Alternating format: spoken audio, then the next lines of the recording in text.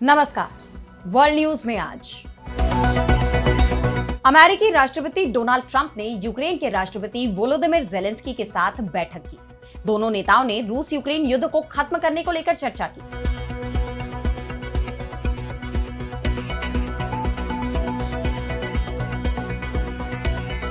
Zelensky और Trump के बीच ये पहली मुलाकात नहीं है, लेकिन इस बार भी ये बैठक किसी ठोस नतीजे तक पहुंचती नजर नहीं आ रही। जेलेंस्की के बाद यूरोप के नेताओं ने भी ट्रंप के साथ बैठक की। इस दौरान युद्ध विराम की शर्तों को लेकर दोनों पक्षों में तनाव की स्थिति बनी रही।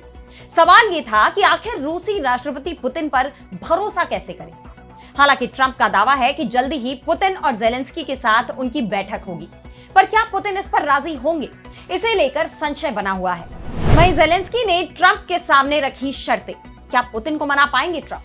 इस पर हम करेंगे विस्तार से चर्चा, लेकिन आइए जरा उन खबरों को भी देख लें जिन पर आगे होगी बात। ट्रंप के निशाने पर वोटिंग मशीन, डाक मतपत्रों पर भी लगाएंगे रोक। अमेरिकी राष्ट्रपति ने की बड़ी घोषणा।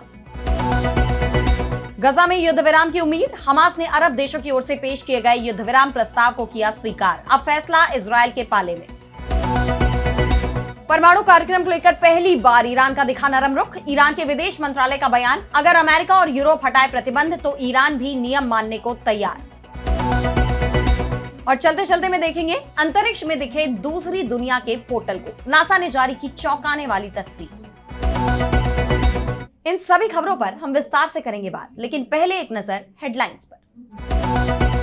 दुनिया बदल रही, नहीं चलेगा कोई भी एक तरफा फैसला। भारत आए चीनी विदेश मंत्री वांग यी का अमेरिकी राष्ट्रपति ट्रंप को दो टूक मैसेज। परमाणु ताकत में तेजी लाएगा उत्तर कोरिया, तानाशाह किम जोंग का ऐलान। दक्षिण कोरिया और अमेरिका पर युद्ध भड़काने का लगाया आरोप। अमेरिका के टेरिफ एक्शन के बीच रूस का भारत को ऑफर, T-72 टैंकों की जगह की घातक स्टील्थ T-14 आर्माटा टैंक की पेशकश। भारत ने ही उत्पादन का भी दिया प्रस्ताव। कनाडा को 5 आइज से बाहर कर सकता है अमेरिका, व्हाइट हाउस में उच्च स्तरीय चर्चा जारी। कनाडा को लगातार अमेरिका का 51वां राज्य बनाने की बात कर रहे हैं राष्ट्रपति ट्रंप। तो रूस यूक्रेन युद्ध क्या अब खत्म हो जाएगा? अमेरिकी राष्ट्रपति डोनाल्ड ट्रंप जिस तरह के दावे कर रहे हैं, उससे इस बात की उम्मीद बढ़ जाती है, लेकिन जमीनी हकीकत को देखते हुए ऐसा कहना मुश्किल नजर आ रहा है। फिलहाल सीज फायर दूर दिखाई दे रहा है, क्योंकि यूक्रेनी राष्ट्रपति वोलोदिमिर जेलेंस्की के साथ ट्रंप की बैठक बहुत हद तक सार्थक साबित नहीं हो पाई। ओवल ऑफिस में दोनों नेताओं के बीच मुलाकात हुई। हालांकि इस बार पिछली बार की तरह नोकझोंक तो नहीं हुई, लेकिन ट्रंप युद्ध विराम के लिए जिन शर्तों को उनके सामने रख रहे थे, उस पर सहमति बनना पहले से ही मुश्किल माना जा रहा था। और अब ट्रंप के सामने खुद जेलेंस्की ने भी रूस और यूक्रेन युद्ध खत्म करने के लिए 3 प्रमुख शर्तें रख दी हैं। पहला, यूक्रेन को सिक्योरिटी गारंटी देना। दूसरा, यूक्रेन को अपनी सेना बढ़ाने की आजादी देना। और तीसरा, शांति बहाली के बाद देश में चुनाव कराना। दरअसल रूसी राष्ट्रपति व्लादिमीर पुतिन ने इससे पहले जेलेंस्की से बातचीत करने को लेकर कहा था कि वो तो आधिकारिक रूप से देश के राष्ट्रपति ही नहीं है, उनका कार्यकाल कब का खत्म हो चुका है। ऐसे में अब जेलेंस्की ने यह बात कही है कि वो यूक्रेन में शांति बहाल होने के बाद चुनाव कराने के लिए तैयार है। लेकिन सबसे बड़ा सवाल यह है कि क्या ट्रंप पुतिन को इन शर्तों के लिए मना पाएंगे? जेलेंस्की के साथ इस बैठक के बाद ट्रंप ने कहा कि पुतिन और जेलेंस्की के साथ उनकी अगर त्रिपक्षीय बैठक होती है तो ये जंग खत्म हो जाएगी, जिस पर जेलेंस्की का तो कहना है कि युद्ध रोकना यूक्रेन की सर्वोच्च प्राथमिकता है और इसके लिए वो रूसी राष्ट्रपति पुतिन से बातचीत करने को तैयार है। लेकिन क्या पुतिन जेलेंस्की के साथ एक मेज पर आएंगे? ये ट्रंप के लिए बड़ी चुनौती मानी जा रही है। हालांकि इस बीच ट्रंप ने पुतिन को फोन भी मिलाया था। जेलेंस्की के साथ इस बैठक के बाद उनकी यूरोपीय नेताओं के साथ भी हाई लेवल मीटिंग हुई, जिसमें Germany, Britain, France, Italy, Finland, यूरोपीय संघ के नेताओं और नाटो के महासचिव शामिल थे। जर्मन के एक समाचार पत्र बिल्ड ने बताया कि ट्रंप ने इस बैठक को कुछ वक्त के लिए बीच में ही रोक दिया, ताकि रूस के राष्ट्रपति पुतिन से बातचीत की जा सके।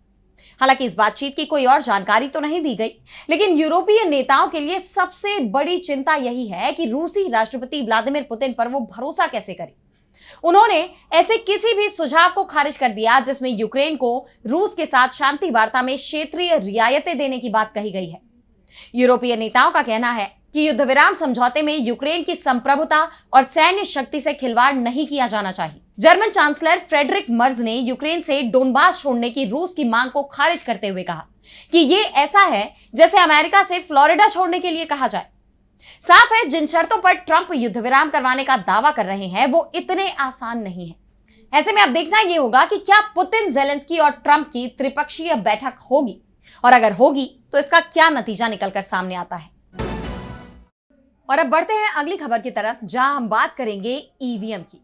तो हिंदुस्तान में तो ईवीएम पहले से ही सवालों के घेरे में है, और अब इसे लेकर अमेरिका के राष्ट्रपति डोनाल्ड ट्रंप ने भी बड़े सवाल खड़े कर दिए हैं।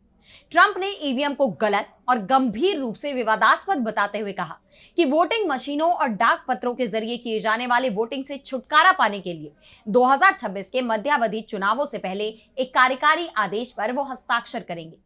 ट्रूथ सोशल पर इसका ऐलान करते हुए ट्रंप ने कहा कि मैं डाक के जरिए भेजे जाने वाले मतपत्रों से छुटकारा पाने के लिए एक आंदोलन चलाने जा रहा हूं। जब हम इस दिशा में काम कर ही रहे हैं तो गलत, बहुत महंगी और गंभीर रूप से विवादास्पद वोटिंग मशीनों से भी छुटकारा पाने जा रहा हूं। इस मशीन की लागत वाटरमार्क पेपर से 10 गुना ज्यादा है। वाटरमार्क पेपर वोटिंग मशीन से बहुत तेज है, जिसके नतीजे सबसे सटीक होते हैं और इसमें संदेह नहीं रह जाता कि कौन जीता और कौन हारा। चुनावों में तेज और अधिक विश्वसनीय परिणामों के लिए केवल वाटरमार्क पेपर का ही इस्तेमाल किया जाना चाहिए। ट्रंप ने आगे कहा कि अब हम दुनिया के एकमात्र देश हैं जो मेल इन वोटिंग का इस्तेमाल करते हैं। अन्य सभी देशों ने बड़े पैमाने पर मतदान धोखाधड़ी के कारण इसे छोड़ दिया था। हम इसकी शुरुआत एक कार्यकारी आदेश पर साइन करके करेंगे, जो कि 2026 के मध्यावधि चुनावों से पहले किया जाएगा। हालांकि डेमोक्रेट्स इसका कड़ा विरोध कर रहे हैं, क्योंकि वो इसके जरिए धोखाधड़ी करते आए हैं। ट्रंप ने कहा कि रूसी राष्ट्रपति व्लादिमीर पुतिन से बातचीत के दौरान भी उन्होंने इस मुद्दे पर बात की। मैंने पुतिन से कहा कि मतदाताओं को डाक से मतपत्र भेजने की इजाजत देने से चुनाव की निष्पक्षता खतरे में पड़ जाती है। पुतिन ने भी मेरी बात से सहमति जताई। ट्रंप ने कहा कि याद रखें कि राज्य केंद्र सरकार के लिए वोटों की गिनती में सिर्फ एक एजेंट है। उन्हें वही करना होगा जो केंद्र सरकार उन्हें हमारे देश की भलाई के लिए करने को कहती है। डेमोक्रेट्स जो अपनी कट्टरपंथी वामपंथी नीतियों जैसे खुली सीमाएं, महिलाओं के खेलों में पुरुषों का खेलना, ट्रांसजेंडर और सभी के लिए जागरूक होना जैसी नीतियों के लिए जाने जाते हैं, अगर वो डाक मतपत्रों से घोटाले ना करें तो पूरी तरह से अयोग्य करार कर दिए जाएंगे। ट्रंप ने कहा कि मैं और रिपब्लिकन पार्टी हमारे चुनावों में ईमानदारी और निष्ठा वापस लाने के लिए जी जान से लड़ेंगे। डाक मतपत्रों से होने वाली धोखाधड़ी, वोटिंग मशीनों का इस्तेमाल जो पूरी तरह से एक आपदा है, अब समाप्त होनी चाहिए। याद रखें, निष्पक्ष और ईमानदार चुनावों और मजबूत और शक्तिशाली सीमाओं के बिना आपके पास देश का नामो निशान भी नहीं होगा। साफ है, अब अमेरिका में ईवीएम जल्दी ही पूरी तरह से बैन होने वाली है। और अब अगली खबर में बात होगी ईरान की। तो अमेरिका ने ईरान को धमकी दी है कि 10 दिन में अगर परमाणु कार्यक्रम पर कोई समझौता नहीं होता है तो अमेरिका और इजरायल एक बार फिर से उस पर हमला कर सकते हैं। लेकिन ईरान ने भी साफ कर दिया है कि धमकी देकर झुकाया नहीं जा सकता है उसे। हालांकि परमाणु कार्यक्रम को लेकर जरूर ईरान का रुख पहले से नरम हुआ है। विदेश मंत्रालय के प्रवक्ता इस्माइल बघाई ने कहा कि ईरान परमाणु अप्रसार संधि से जुड़े नियम और कानून को कुछ सीमा तक मानने के लिए तैयार है, लेकिन पहले अमेरिका और यूरोपीय देशों को अनुचित आर्थिक प्रतिबंध हटाने होंगे।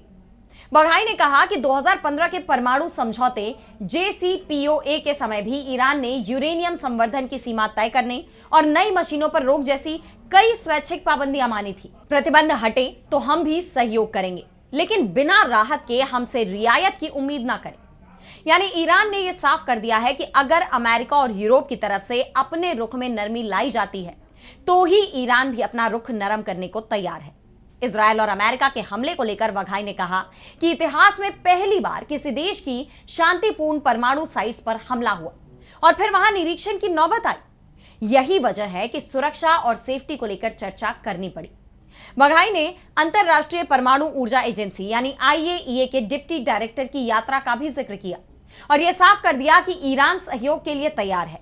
इजरायल और ईरान के बीच सीज फायर को करीब 2 महीने होने को आए हैं और ऐसे में ईरान के रुख में आई नरमी से संकेत मिल रहे हैं कि ईरान के supreme leader ayatollah Ali Khamenei चाहते हैं कि मिडिल ईस्ट में स्थायी शांति बनी रहे।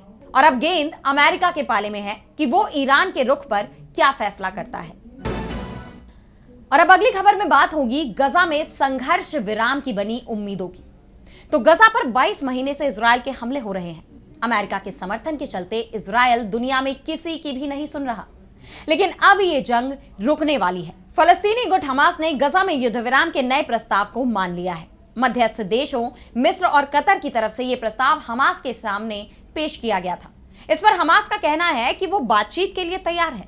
हालांकि इजरायल की ओर से अभी तक इस पर कोई जवाब नहीं दिया गया है। इजरायल का सकारात्मक जवाब आया तो गजा में युद्ध रुक जाएगा। युद्ध विराम को लेकर इजरायल में भी जबरदस्त विरोध प्रदर्शन चल रहे हैं।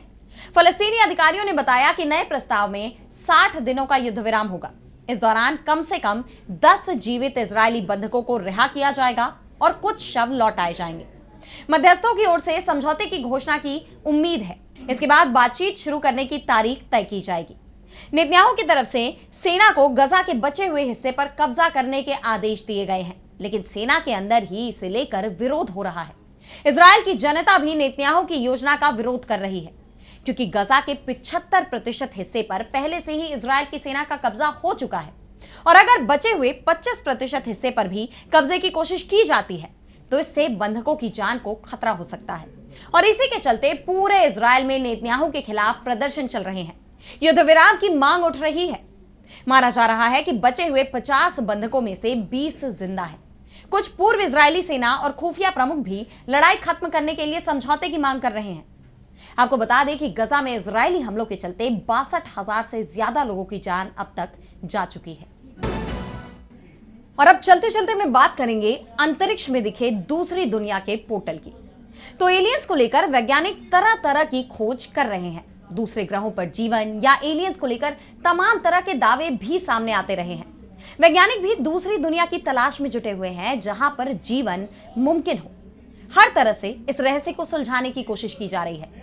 और अब नासा ने एक फोटो शेयर की है जिसने सभी को हैरान कर दिया। फोटो में कुछ बड़ा रोशनी का खंभा जैसा दिखाई दिया, जिसने इस बात को और हवा दे दी है कि दूसरी दुनिया हकीकत में मौजूद है। यह खंभा ऐसा दिख रहा है मानो किसी दूसरी दुनिया का गेट हो। नासा के अंतरिक्ष यात्री निकोल एयर्स ने अंतरराष्ट्रीय अंतरिक्ष स्टेशन यानी ISS से एक अनोखी फोटो खींची थी। इसमें धरती की तरफ आते हुए एक बड़ा रोशनी का खंभा दिखाई दिया जो किसी दूसरी दुनिया के पोर्टल जैसा लग रहा था। हालांकि पहले इसे स्प्राइट समझा गया, लेकिन बाद में पता चला कि ये क्षणिक चमकदार घटना यानी TLE का एक टाइप है। ये एक शक्तिशाली बिजली का झटका है जो तूफानों के ऊपर होता है। नासा के स्पेक्टेक्युलर प्रोजेक्ट के प्रमुख वैज्ञानिक डॉक्टर बरकू कोसर ने इस फोटो की तारीफ करते हुए इसे स्पेक्टेक्युलर क्षण कहा। विशाल जेट्स या गिगैंटिक जेट्स बिजली के तेज विस्फोट होते हैं। आमतौर पर ये जेट्स बहुत ही कम देखने को मिलते हैं। ये अक्सर हवाई जहाज में बैठे यात्रियों को गलती से दिख जाते हैं या फिर जमीन पर लगे उन कैमरों में कैद हो जाते हैं जिनका असल फोकस किसी और ही चीज पर होता है। ISS पर अंतरिक्ष यात्री निकोल एयर्स ने अंतरिक्ष से इस दुर्लभ घटना को देखा और इसकी फोटो ली। एयर्स ने जो तस्वीर ली है वो हमें हमारे ग्रह पर तूफानों के ऊपर होने वाली अद्भुत और रोमांचक बिजली की एक्टिविटीज को समझने का एक नया मौका देती है, जिससे लोगों की दिलचस्पी बढ़ती जा रही है। फिलहाल आज इस वर्ल्ड बुलेटिन में इतना ही। देश दुनिया की तमाम बड़ी खबरों के लिए देखते रहिए DB लाइव और मुझे दीजिए इजाजत। नमस्कार।